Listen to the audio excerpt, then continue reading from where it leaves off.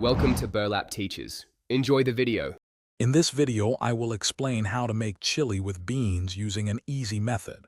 This recipe is perfect for a comforting meal without much fuss.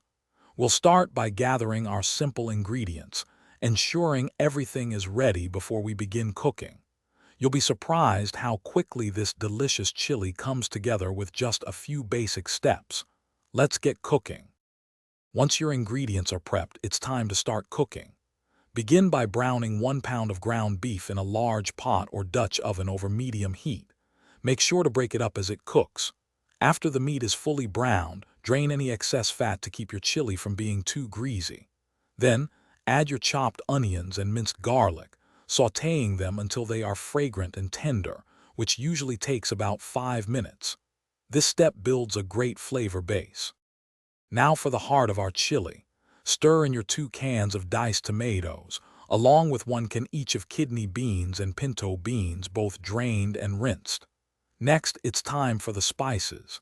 Add 2 tablespoons of chili powder, 1 teaspoon of cumin, and a pinch of cayenne pepper for a little kick. Give everything a good stir to combine.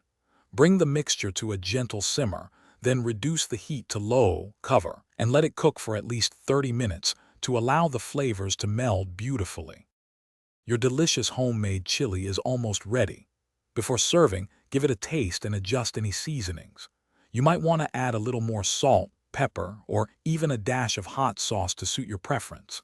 Ladle your warm chili into bowls and top it with shredded cheddar cheese, a dollop of sour cream, or some fresh cilantro. It's perfect for a cozy night in. Don't forget to check the description below for a link to the Echo Dot smart speaker and other great deals. Enjoy your fantastic meal. Thanks for watching. Consider subscribing if this video helped you.